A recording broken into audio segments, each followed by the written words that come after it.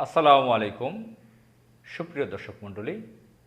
এখন বিএনপি সরকারে আছে। এই বিএনপি সরকার কি ডাকসু নির্বাচন দিবে? প্রত্যেকটা পাবলিক ইউনিভার্সিটিতে ছাত্র সংসদ রয়েছে। ঢাকা ইউনিভার্সিটির ছাত্র সংসদের ইংরেজিতে সংক্ষিপ্ত নাম ডাকসু। এটা হচ্ছে ঢাকা ইউনিভার্সিটি ছাত্র সংসদের সংক্ষিপ্ত ইংরেজি নাম। Dhaka university central DUCSU. Dhaka university central student union, এটার পূর্ণ রূপ। এই যে একটা প্রতিষ্ঠান আমরা শুনে আসছি, এরশাদ জমানায় ডাকসু ছিল, ভিপি ছিল, কে ছিল, আমানুল্লাহ আমান, নাজিমউদ্দিন নামে ভোলার একজন ছিলেন সেখানে ডাকসুর নেতা। এবং অতীতেও আমরা পাকিস্তান আমলের কথাও জানি। অধ্যাপক গোলাম আজম জিএস ছিলেন দুইবার। তো এই ধরনের অনেক গল্প টল্প আমরা শুনি, কিন্তু আমরা যে বড় হয়েছি, আমাদের বড় হওয়ার ভিতরে দীর্ঘ বছর এই ধরনের ছাত্র সংসদ নির্বাচন ছিল না। তো ডাকসু, জাকসু, চকসু, রাকসু, এই যে সংক্ষেপে বাংলায় বলা হয়, প্রত্যেকটা পাবলিক ইউনিভার্সিটিতে ছাত্র সংসদ আছে। তো আপনারা জানেন যে ইন্টারিম সরকার, ইউনূস সরকারের সময়ে এই ছাত্র সংসদে নির্বাচনগুলো দিয়েছিল। সুষ্ঠু নির্বাচন হয়েছিল, ভোটে বিজয়ী হয়েছে। অধিকাংশ পাবলিক ইউনিভার্সিটিতে বিজয়ী হয়েছে ইসলামী ছাত্র শিবির, জামাত ইসলামের ভ্রাতৃপ্রতিম ছাত্র সংগঠন। 1977 সালের 6 ফেব্রুয়ারি ইসলামী ছাত্র শিবির প্রতিষ্ঠিত হয়েছিল।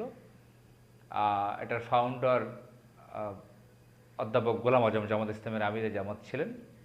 প্রথম সভাপতি ছিলেন মীর কাশেম আলী, যদি ভুল না হয়ে থাকে। কামরুজ্জামানও ছিলেন প্রথম, হয়তো মীর কাশেম আলী। তো যাই হোক, এই ইসলামী ছাত্র শিবির ডাকসুতে, জাকসুতে, জকসুতে, রাকসুতে, চকসুতে বিজয়ী হয়েছে।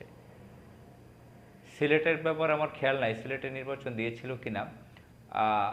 এই যে বিজ্ঞান প্রযুক্তি বিশ্ববিদ্যালয় নামে যেগুলো আছে, বিভিন্ন জেলায় অনেকগুলো আছে, এগুলোতে সম্ভবত নির্বাচন দেয় নাই। তো এখানে এই নির্বাচনগুলো হয়ে গেছে, ছাত্র শিবির এখানে বিজয়ী হয়েছে। তো এখানে আমরা ঢাকা ইউনিভার্সিটিতে জাহাঙ্গীরনগর আমরা দেখেছি যে 2 দিন 3 দিন লাগিয়ে দিয়েছিল জগন্নাথে, এ সমস্ত জায়গায়, যে কেন ছাত্রদল জিতে নাই, কেন ছাত্র শিবির জিতে গিয়েছে, জিতে যাচ্ছে। তো এগুলো আমরা 5 আগস্টের পরে অনেক কাহিনী দেখেছি, যে 5 আগস্টের পর বিএনপি মনে করেছে আমরাই তো সব কিছু। তারা অত্যন্ত বেপরোয়া হয়ে গিয়েছিল। তো তারা তারপরও সেটা ঠেকাতে পারেনি, সেই বিজয়ের রেজাল্ট ঠেকাতে পারেনি। তো আমরা দেখলাম যে সেখানে ছাত্র শিবির বিজয় হয়েছে। জাহাঙ্গীরনগর বিশ্ববিদ্যালয়ের ভিপি ছিল অন্য একটা সংগঠনের, সে পরে তাকে কিনে নিয়েছে বিএনপি ছাত্র দলের। সে এখন যোগ দিয়েছে ছাত্র দলের সম্ভবত। তো এই হচ্ছে পরিস্থিতি। এখন এই যে নির্বাচন ডাকসু হয়ে গেল, কাছাকাছি সময় অন্যগুলো হয়ে গেছে, এটা 2 বছর তো মেয়াদ হয়ে যাচ্ছে, প্রায় কাছাকাছি সময়, খুব দ্রুত শেষ হয়ে যাবে। এখন কি এই যে বিএনপি সরকারে আছে, যারা 2026 সালের 12ই জানুয়ারি একটি ইঞ্জিনিয়ারিংয়ের মাধ্যমে, ডিপ স্টেটের ইঞ্জিনিয়ারিংয়ের মাধ্যমে তারা ক্ষমতায় বসে গেছে, তারা কিন্তু নিজেদেরকে নির্বাচিত বলছে না। বিএনপি সরকার প্রধান তারেক রহমান কিন্তু নিজেকে নির্বাচিত বলছেন না, যেটা শেখ হাসিনা কথায় কথায় বলতো আমি নির্বাচিত। কীভাবে আসছে ক্ষমতায় আমরা সকলেই জানি। সাধারণ যে একদম অজপাড়া গায়ে কৃষক, সেও বুঝতে পারে যে বিএনপি সরকার কেমনে ক্ষমতায় আসছে, তারেক রহমান কেমনে প্রধানমন্ত্রী হয়েছে।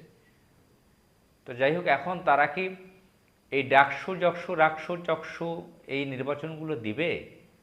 পাবলিক ইউনিভার্সিটি ছাত্র সংসদের নির্বাচনগুলো কি দিবে, না তাদের যে সংগঠন, সন্ত্রাসী সংগঠন ছাত্রদলের, এটাকে সন্ত্রাসী সংগঠন বলবই আমি। এটা ছাত্রলীগের মতন নিষিদ্ধ ছাত্রলীগের মতন ক্যারেক্টার তাদের।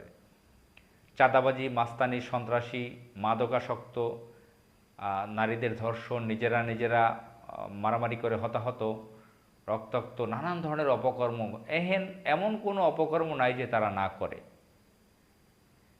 তো এই লম্পট উচ্ছৃঙ্খল সন্ত্রাসীদের দল নাম দিয়েছে ছাত্রদল। তাদের ছাত্রত্ব নেই, কিন্তু তাদের বয়সও 40-এর উপরে, অধিকাংশের নেতাদের। তো তারা ছাত্রদল। এখন এরা কি আসলে বর্তমানের তরুণ প্রজন্ম, তারা যারা লেখাপড়া করে, যারা দেশকে নিয়ে ভাবে, যাদের যাদের মধ্যে সঠিক কালচার আছে, দেশকে ভালোবাসে, ইসলামকে ভালোবাসে, লেখাপড়া করে, পিতামাতাকে সম্মান করে, দুর্নীতি পছন্দ করে না, তারা কি এই ধরনের হোমরা চোমরা সন্ত্রাসীদেরকে ভোট দিবে? এটা তো তারা বিএনপি সরকার ভালো করেই জানে যে গত ছাত্র সংসদ নির্বাচনগুলোতে কি হয়েছে। তাহলে এখন বিএনপি কি এই নির্বাচন দিবে? সে কি তার হেরে যাওয়ার ভয়ে এই নির্বাচন এড়িয়ে যাবে, এটা স্কিপ করবে, এটা দিবে না? ওই যেরকম আমরা বিগত দিনে দেখেছি, এই নির্বাচন ছাত্র সংসদ হতোই না, তো এরকম কি বিএনপি রেখে দেবে? হতে দিবে না? বা হতে দিলেও কি তারা নিজেরা আবার দখল করে নেবে? এখন তো তারা সরকারেই আছে, তারা সন্ত্রাসী মাস্তানি করে, প্রশাসন কাজে লাগিয়ে, অস্ত্র ব্যবহার করে তারা কি দখল করে নেবে? আসসালামু আলাইকুম।